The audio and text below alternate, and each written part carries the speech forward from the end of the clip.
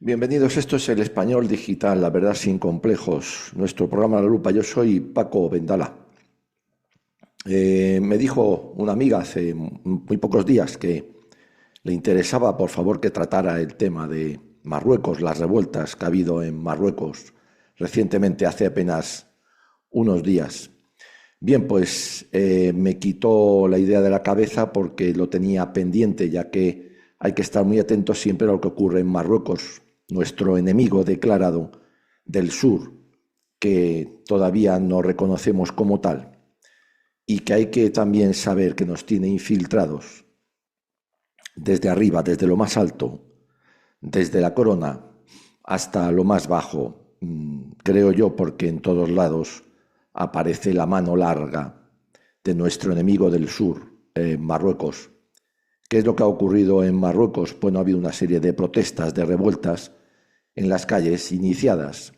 Dicen que por la muerte de 8 embarazadas debido a la mala atención de algunos hospitales y a que, bueno, una generación, vamos a decir, joven, se ha quejado de que se gasta mucho dinero en el próximo Mundial. Están haciendo un estadio tremendo y en otras cosas, mientras que ellos pues malviven en general la población.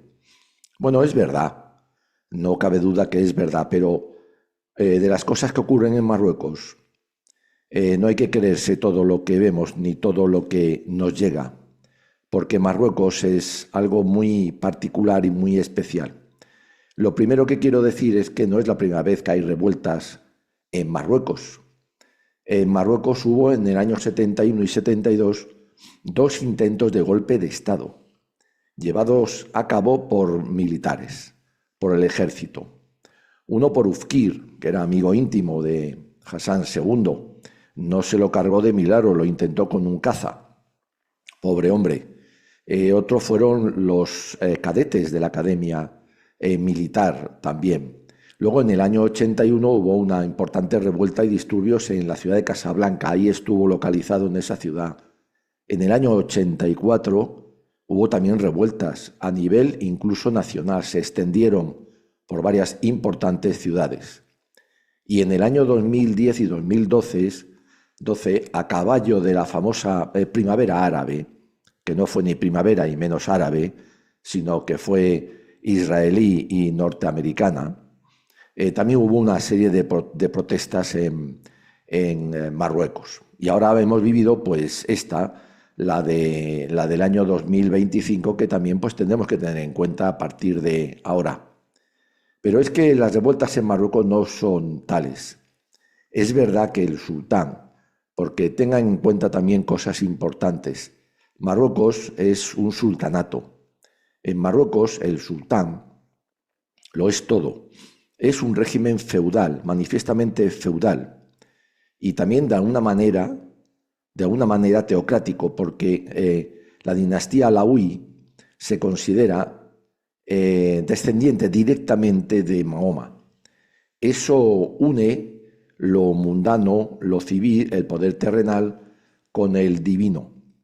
Es decir, que de alguna manera no solo tiene capacidad de someter a su pueblo por la parte terrenal, porque es el sultán, el rey, sino también en la divina, porque tiene en su mano, de alguna forma, concederles el paraíso o no. Y eso es muy importante. Nosotros, que vamos perdiendo cada día más la fe, no creemos en esas cosas, ¿verdad? Pero ellos sí lo siguen manteniendo, porque el Islam es lo que es. No permite escarceos y no permite que nadie se vaya de él. Mucho menos hacer tonterías como las que vienen haciendo por aquí algunos.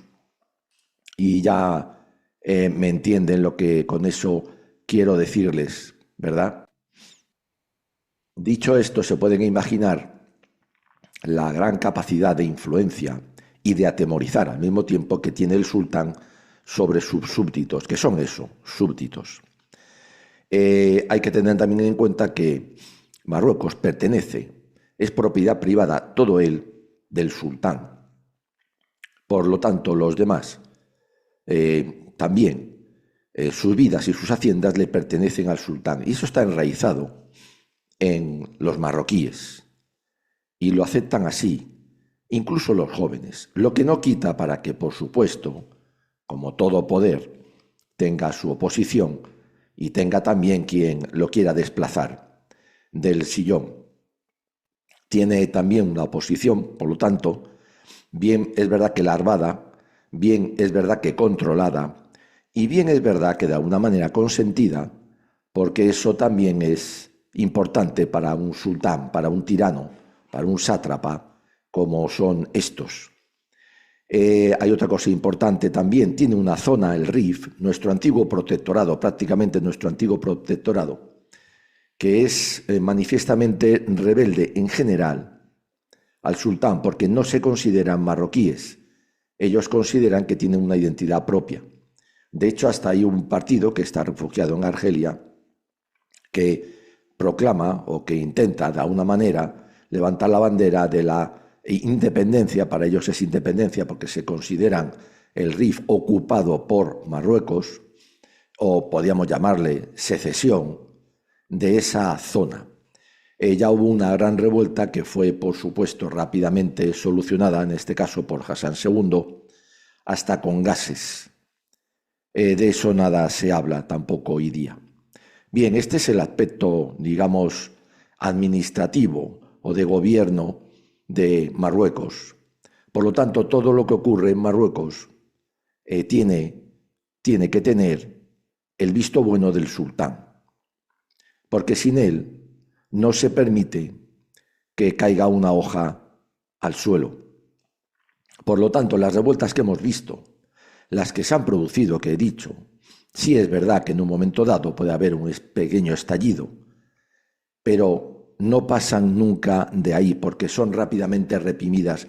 Eso sí, con gran habilidad, porque no es la primera vez, y estos saben cómo tratar a los suyos y desde luego no les tiembla la mano.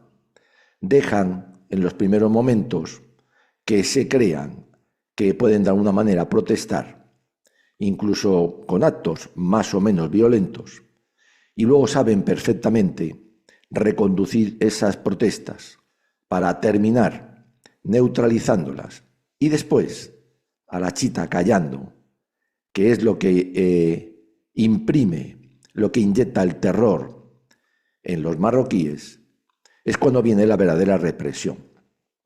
En esta última ha habido 400 detenidos, ha habido un par de muertos, alguna gendarmería más o menos ha ardido, tampoco se lo crean mucho. Bien, pero eso da igual, porque la represión de verdad va a venir ahora. Ahora es cuando se va a inyectar el terror en los que participaron, en sus familias, y como aviso a navegantes de otros. Por lo tanto, las revueltas, como han visto, han durado 3-4 días y esto se ha acabado. Aquí ni generación Z ni nada, pero es que como en Occidente nos creemos hasta nuestras propias mentiras, pues las informaciones que han llegado han sido realmente absurdas. Marruecos es lo que es, porque además hay otro factor a tener en cuenta. Ellos son así. Los marroquíes son personas que se odian entre ellos. Lo que ha ocurrido en los hospitales no es nuevo. Cuando vas a un hospital, no te atienden si no pagas. La corrupción del sultán, eso de vivir y gobernar como un sátrapa auténtico, nadar en la abundancia mientras los demás comen higos chumbos, está también enraizado en el propio marroquí de base, en el propio pueblo marroquí, en el llano. Entre ellos se tratan también así. Esa es la esencia, la idiosincrasia del marroquí.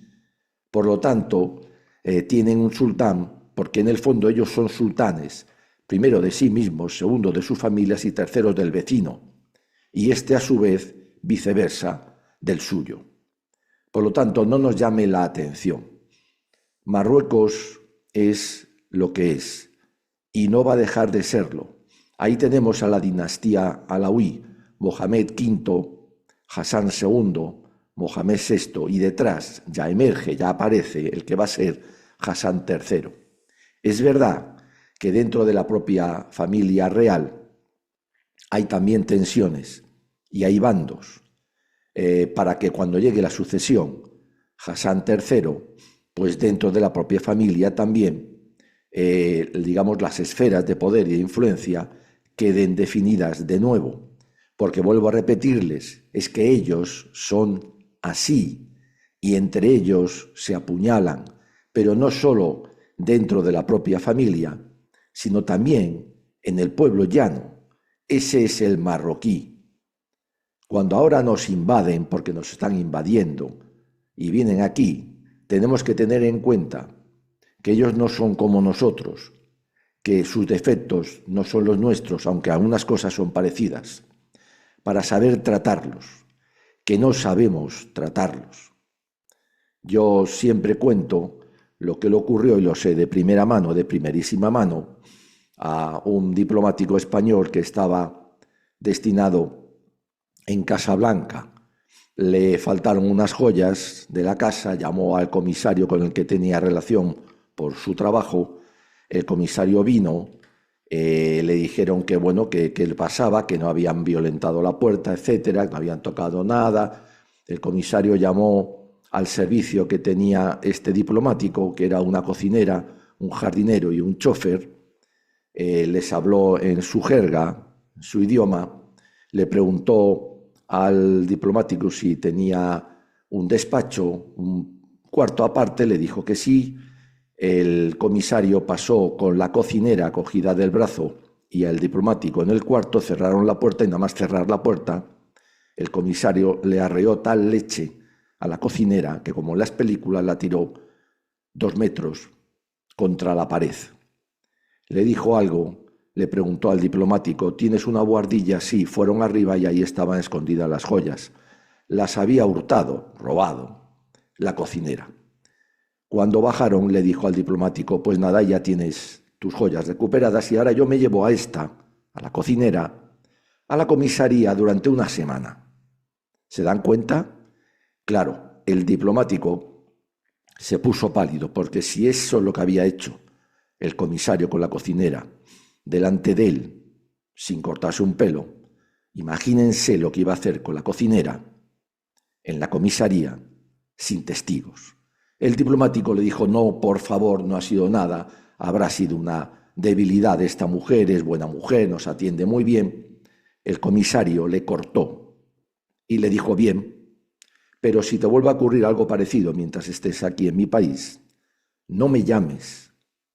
Y te voy a decir otra cosa, le dijo el comisario al diplomático antes de darse media vuelta e irse. No aprendéis, no nos conocéis. Este hecho verídico y real, esto avala lo que acabo de decirles. No se crean lo que ocurre en Marruecos cuando hablen de revueltas, porque también se inscriben dentro de las luchas de poder que hay dentro de la propia familia real, lo que no implica que la familia real vaya de alguna manera a dejarse perder el trono, las prebendas, sus riquezas y la posesión de todo Marruecos, que es lo que ellos saben que es Marruecos, su finca privada. Lo importante para los españoles es tener en cuenta lo siguiente que no tenemos en cuenta. Lo primero, que Marruecos es una potencia, es un país expansivo, en expansión y agresivamente, porque sueña con el gran Marruecos, que comprende no solo el Marruecos actual, no solo el Sáhara, que ya nos lo quitaron, por supuesto con la mediación, con las presiones de Estados Unidos y la traición de Juan Carlos I, sino también que para ellos, el Gran Marruecos incluye prácticamente la mitad de Argelia, casi toda Mauritania, desde luego Ceuta y Melilla y las Canarias. Ese es su sueño, con el cual también distraen a la población. Eso hay que tenerlo en cuenta. Lo siguiente que hay que tener en cuenta es que Marruecos nos tiene infiltrados a España debido a nuestra estupidez y debilidades, y también a cómo somos. Nos tiene infiltrados desde arriba hasta abajo, empezando por la corona, dirigentes de todos los partidos, de todos funcionarios de las instituciones, y así nos arde el pelo, porque si no, las cosas no serían como son. Y además lo estamos viendo, y muchos de esos lobbies que se llaman ahora, que trabajan para Marruecos, son clarísimos, si es que están en sus declaraciones. Se compran fincas en Marruecos, que nadie se compra allí una finca sin que lo sepa, o del permiso del sultán, etcétera, etcétera. Esa es una de nuestros grandes hándicaps. Tenemos al enemigo dentro también en este aspecto. Hay que tener en cuenta otra cosa muy importante. Cuando había una sucesión en Marruecos, en el sultanato, que se produce un momento siempre de debilidad, de lucha de poder, que independientemente cómo la solucionen, siempre los bandos derivan la atención hacia algo externo, que como saben que España es el más débil y el más tonto, nos afecta a nosotros. El Sáhara fue también una manera por la que Hassan II se consolidó en el trono para siempre. Mohamed VI lo está haciendo con la impulsión, el impulso de nuestra invasión mediante la inmigración ilegal. Y Hassan III lo va a hacer, o lo va a intentar por lo menos también, y va a distraer la atención y se va a consolidar intentando darnos el machetazo en Ceuta y Melilla. Y ahí andará, que lo intente también con Canarias. Eso es muy importante tenerlo en cuenta, que sus problemas internos los solucionan en buena parte, buena medida, siempre a costa nuestra, que somos bastante idiotas. Y si no tomamos esto en cuenta y empezamos a cambiar de chip y a reaccionar, a aceptar el reto de una nación como es Marruecos, en realidad ese sultanato que nos tiene declarada la guerra, pues esa guerra ya la tenemos perdida.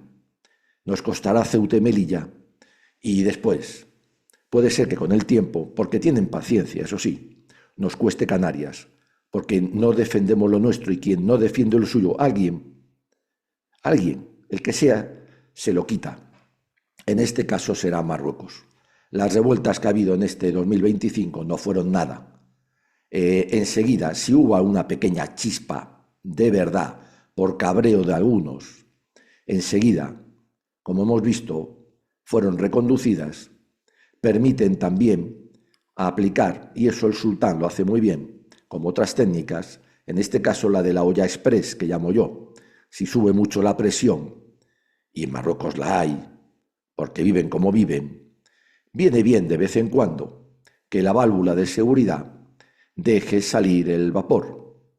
Eso hace mucho ruido, el vapor sale, incluso es ardiente, pero lo que permite es que la presión de la olla de Marruecos se rebaje. Algunos se crean lo que no es y todo siga igual. Y eso es lo que ha ocurrido en este 2025, como las anteriores aplicaciones de la técnica de la olla express. El problema es que aquí no sabemos analizar lo que ocurre en Marruecos. Por eso no nos defendemos de su agresión y de su declaración de guerra. Les he puesto detrás a Hassan III, que ya apunta maneras, no como aquí, hace un tiempo, en la inauguración de no me acuerdo qué, el primer ministro, sin darse cuenta el hombre, no se le ocurrió otra cosa que adelantar un paso o dos al rey, a Mohamed VI. Hassan III, que iba al lado inmediatamente, le pegó el corte delante de todo el mundo. Porque, claro, el sultán y el próximo sultán, primero en todos sitios, lo que no se es capaz de hacer aquí, ni siquiera con Felipe VI. Bueno, ¿para qué? Bien, ese ya apunta maneras, y desde luego lo han instruido, lo han preparado para que siga siendo Marruecos lo que es desde su independencia. Aquí, al preparado, a Felipe VI ya vemos en qué le prepararon. Bueno, en realidad sí, para que fuera lo mismo que su padre. Bien, No se crean todo lo que se dice de Marruecos. Procuren, eso sí, estar muy atentos, porque desde luego nos afecta. Gracias por seguirnos, españoles. Viva siempre España.